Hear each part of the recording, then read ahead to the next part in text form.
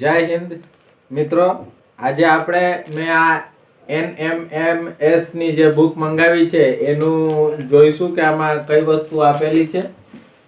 આ મેં ઓનર પાસેથી ડાયરેક્ટ મંગાવી છે, બાકી તમને અમેઝોનમાં પણ મળી જશે, બરાબર. અને તમારે મંગાવી હોય તો તમે મને સંપર્ક કરી શકો છો. હું એમની પાસેથી મોકલાવી દઈશ તમને, બરાબર. તો બુક બહુ સરસ છે, આના વિશે ઘણું સાંભળ્યું છે. તો જોઈએ બુકમાં શું આપેલું છે, શું નથી આપેલું. વિસ્તારથી તમને આ વિડીયોમાં જણાવવામાં આવશે બુક કેવી છે અને જે સિલેબસ છે એ પ્રમાણે છે કે નહીં.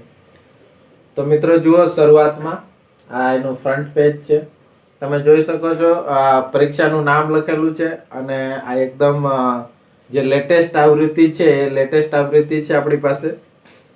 એમાં જેટલી પણ વિશેષતા લખેલી છે, બરાબર. આ કવર ઉપરથી આપણે ખાલી નહીં વાંચીશું, આપણે અંદર જોઈશું કે આમાં શું ખરેખર છે. કારણ કે જો ઇન્ડેક્સમાં જે વસ્તુ હોય એ વસ્તુ જ ખરેખર એમાં હોઈ શકે, બરાબર. તો જોઈ શકો છો આ ઇન્ડેક્સ છે, બરાબર. તો ઇન્ડેક્સની શરૂઆત થાય છે એમાં સંખ્યા શ્રેણી, શ્રેણીનું ખોટું પદ, અંગ્રેજી મૂળાક્ષરોની શ્રેણી, પછી અંગ્રેજી શબ્દનું સાંકેતિકરણ, એવી રીતે છે શબ્દનું વર્ગીકરણ, બરાબર. ગુજરાતી શબ્દ વિશે એ બધું આપેલું છે. મતલબ કે આપણે NTSE ની જે બુકમાં જે આપેલું હોય છે એવી રીતે જ આ NMS ની બુકમાં આપેલું છે. જે લોકો NTSE ની તૈયારી કરતા હોય એ લોકો આ વિડીયો NMMS વાળા સાથે શેર કરી શકે છે. પછી દિશા, કેલેન્ડર, આ A to Z ટૂંકમાં આપણી NTSE માં જે માનસિક ક્ષમતા કસોટી હોય છે એ સેમ ટુ સેમ તમને આમાં આપેલું છે. જે NTSE ની બુકમાં આપેલું છે એવું ને એવું સેમ ટુ સેમ આમાં આપેલું છે. એટલે જો આપણી પાસે આ બુક હોય, બરાબર, તો આપણે આને માનસિક ક્ષમતા કસોટી માટે ખરીદવાની જરૂર નહીં પડે, બરાબર. બીજી વસ્તુ કે આમાં જે વિભાગ B છે, બરાબર, જેમ આપણને ખબર છે કે NMMS પરીક્ષામાં પણ આપણે ગણિત, વિજ્ઞાન અને સામાજિક વિજ્ઞાનના પ્રશ્નો પૂછાય છે, બરાબર. આ પાછળ થોડુંક માર્ગદર્શન આપેલું છે. તો જે પ્રશ્નો પૂછાય છે એવી જ રીતે આમાં પણ પ્રશ્નો પૂછાય છે. તો આમાં પણ તમે જોશો કે યુનિટ 1 થી 5 જે આપેલા છે, શું કહેવાય, ગણિતના 1 થી 5 જે ચેપ્ટર છે એ આપેલા છે અને NMMS ની પરીક્ષામાં પૂછાયેલા પ્રશ્નો આપેલા છે.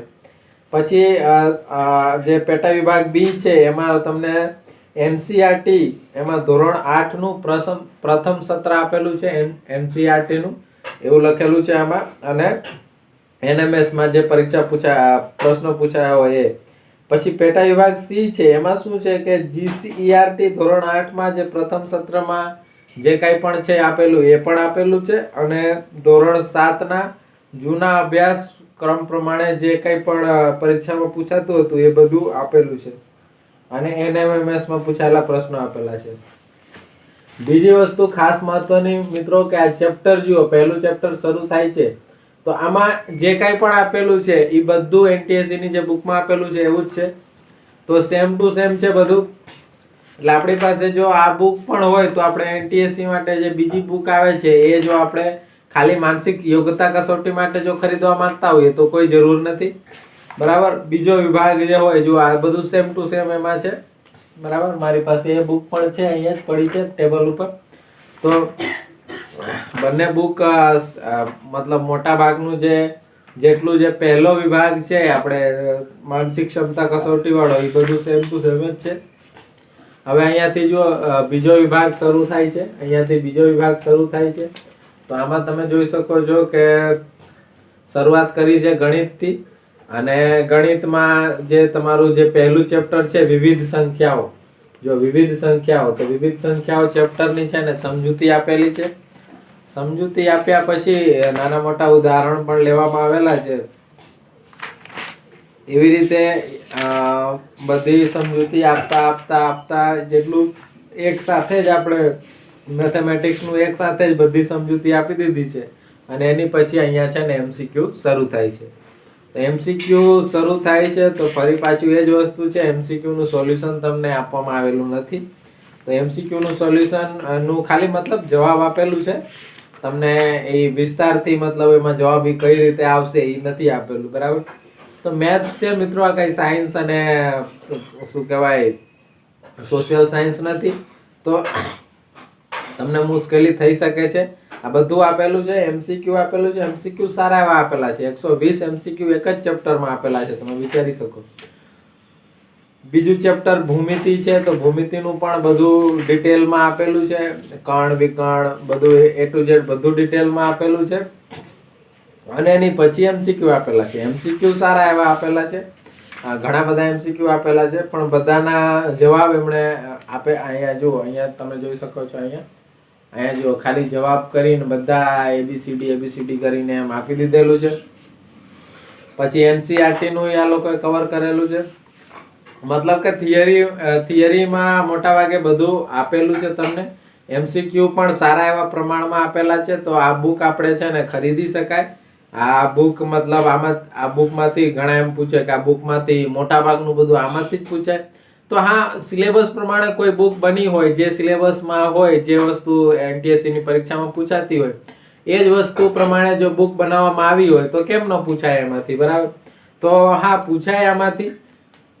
બીજી વસ્તુ કે આપણે બુક મંગાવાય કે ના મંગાવાય, તો આપણી પાસે જો પૈસા હોય તો મંગાવાય, પૈસા ના હોય તો કાંઈ વાંધો નહીં. આપણી ચેનલ ઉપર તો આપણે ભણાવીએ જ છીએ મફતમાં.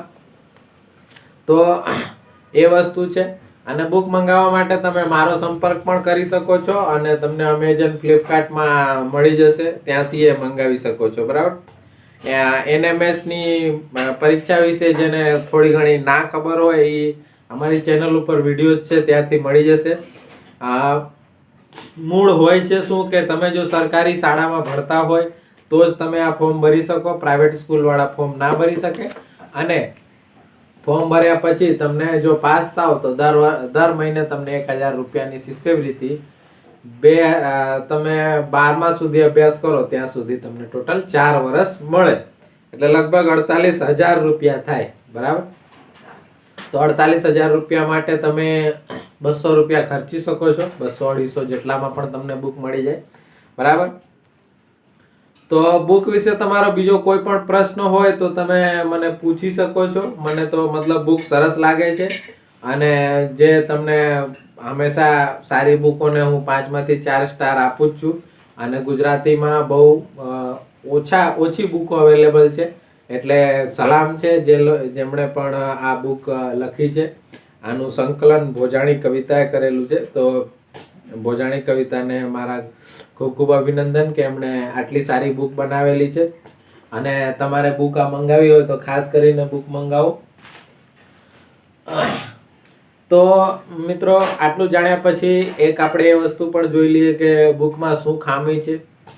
તો મિત્રો, ઓવરઓલ બુકમાં તો કોઈ ખામી નથી. બુકમાં કોઈ પણ બુકમાં જો ડિટેલમાં આપવા માંગતા હોય તો પછી કેટલું આપે એ, બરાબર. છતાંય મારું એવું માનવું છે કે જો MCQ હોય તો એમાં બધાની સમજૂતી ન આપી શકાય, પણ અમુક જે પ્રશ્નો હોય કે જે લેખક હોય એમને જો યોગ્ય લાગે કે ભાઈ આ પ્રશ્નોમાં સહેજ સમજૂતીની જરૂર છે, તો એવા પ્રશ્નોની સમજૂતી આપવી જોઈએ.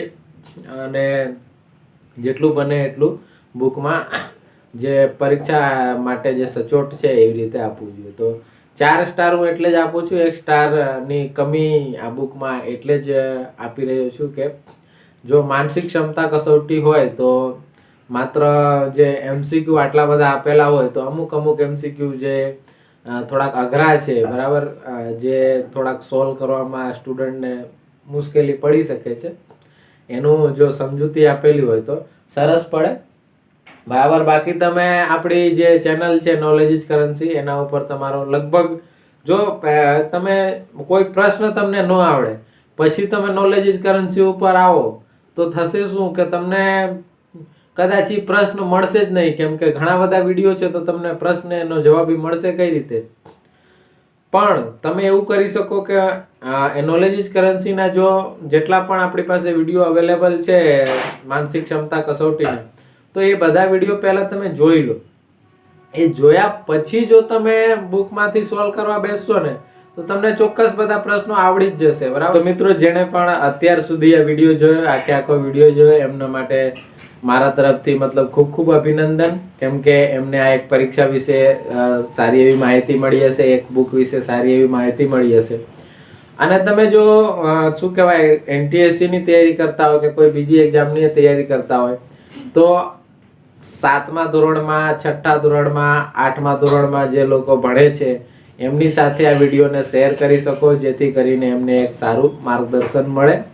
અને તમે કોઈ પેરેન્ટ્સ હોય એમના, તો ખાસ કરીને આ પરીક્ષાની તૈયારી કરાવડાવો. 50,000 રૂપિયાની શિષ્યવૃત્તિ કોઈ નાની મોટી શિષ્યવૃત્તિ નથી હોતી. છોકરા છોકરી જે પણ છે એનું છે ને ભવિષ્ય બની શકે છે. Thank you. જય હિન્દ.